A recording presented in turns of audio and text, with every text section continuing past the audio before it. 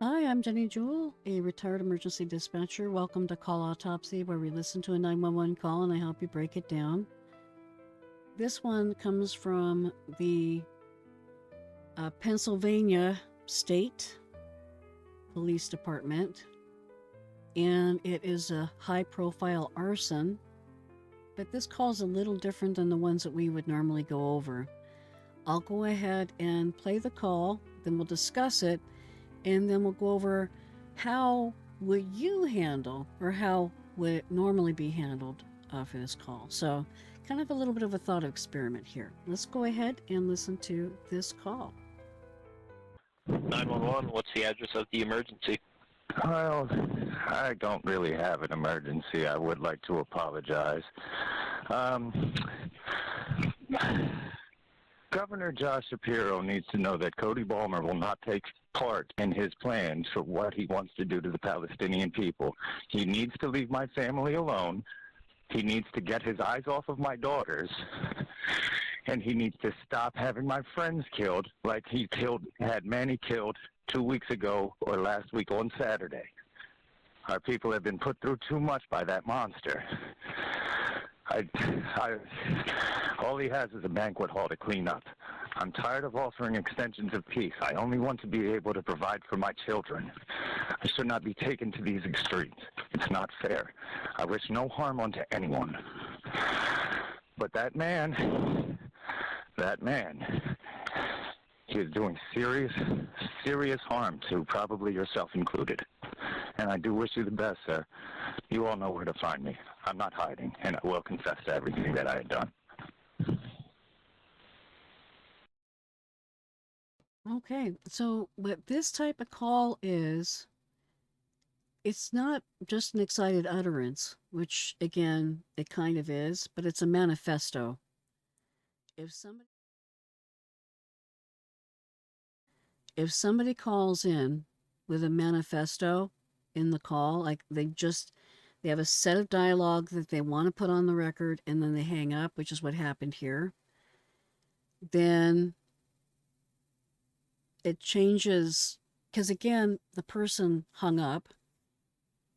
You don't have them on the line to ask any questions. And this is timely. So this is someone calling in real time saying that they participated in certain activities and have admissions and confessions. The reason why this is a timely thing, there's a huge rate of self-termination after somebody does these types of calls. So just say somebody calls in with a manifesto, there's a very high chance that they won't be alive when you find them. So it is very time sensitive with this. But keep in mind, you'd still be working this call. So let's go ahead and we'll break it down with, even though the call receiver was not speaking, what would they have been doing with this call before the person hung up? So let's go ahead and get this going again.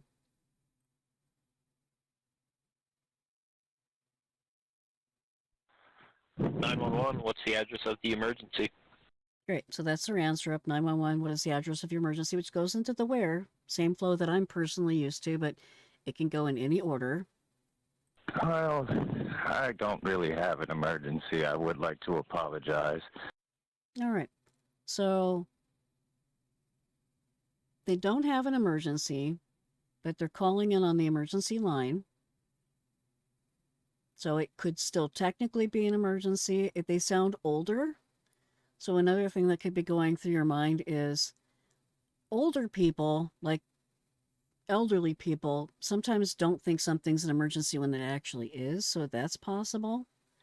But let's play this a little bit further. Governor Josh Shapiro needs to know that Cody Balmer will not take part in his plans for... All right. So we have a who, because they just said what their name is. So with this is either a confession or a red herring trying to deflect, which can happen. But so technically it's a who. Also, we technically have a what? Because they would be aware of a previous incident of an arson at this particular Shapiro's home. So that would put that is it related to a fire? Is it related to like an arson, which it is, or is it something more? And so it's a matter of getting that information as you go. What he wants to do to the Palestinian people. He needs to leave my family alone. He needs to get his eyes off of my daughters.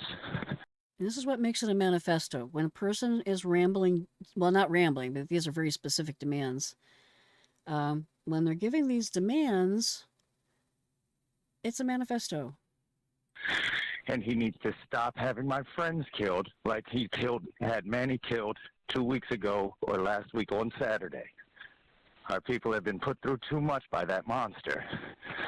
All right. So this also, if, again, when stuff like this would go to trial,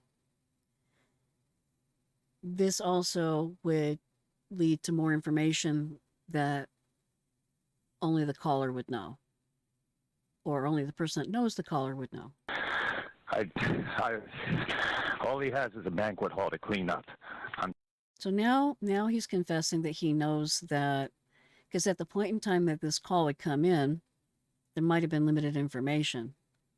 But he's straight out saying, oh, yeah, I know he only has a banquet hall to clear up because that's where the firebombing happened. Tired of offering extensions of peace. I only want to be able to provide for my children. Which, again, manifesto. I should not be taken to these extremes. It's not fair. I wish no harm onto anyone. But that man, he is doing serious harm to probably yourself included. And I do wish you the best, sir. You all know where to find me. I'm not. So, all right. This is also talk in a way that would lead to you thinking the person's going to self-terminate. You know where to find me, which means, I'm going to be in a very specific location. Now, that's an assumption. They don't know where to find him. But if he has a record, maybe they'd find him. But I don't know how common that name is. Not hiding, and I will confess to everything that I had done. Okay, and then he would confess to everything he'd done when they find him. So that would lead to, oh, maybe he'll be alive. Don't ever trust that. The other thing is it could be an ambush. That's the newest thing that's going around, is to set up an ambush for police or medical to shoot at them. And sad trend, but over the last 10 to 15 years, it's gone up a lot more often. I mean, it's happened always, but it wasn't very common. It's a lot more common lately. But yeah, so they rambled off a manifesto. With this call, we got aware for the incident. He's implying the where for his person or body, which would be, his address, whatever that might be. What is he's implying that he was involved in the firebombing. Also, manifesto style comments about demands that they're making. They said who they were. They said who this was against. Again, tying them to the incident. And then with additional details, we know that they have access to combustibles. So you could add something in there possibly related, but we don't know because he hung up. So anything that would have been additional details to help keep your officers safe would be gone at that point, but I would just consider them dangerous. And if the weapon that they used previously was a firebomb, they may have flammables or explosives with them. So yeah, just not a good thing. Not good at all. But if you do get a call with a manifesto, don't just sit there diddling around not getting your answers, right? You still go in there, create the call as you go, because you can update that. So just say, so you need it for the record, for one, but two, you absolutely need this to make it actionable because there's a limited time. And then if more information comes in, they can build off that in the call, because people can access, dispatchers can access those. So yeah, it's a sticky situation with that. And I'll put a little news clip at the end so you can see what they did. But take manifestos seriously, and you can get them. And sometimes they're just a manifesto about child support, or a manifesto about, elder care or whatever. Make sure you still document and create the call, because those things can matter a lot later, and even matter a lot at the time. But with that, a little bit of a different call. Please take care. Stay safe. Don't be naughty. And until next time, bye-bye. This type of violence is not okay.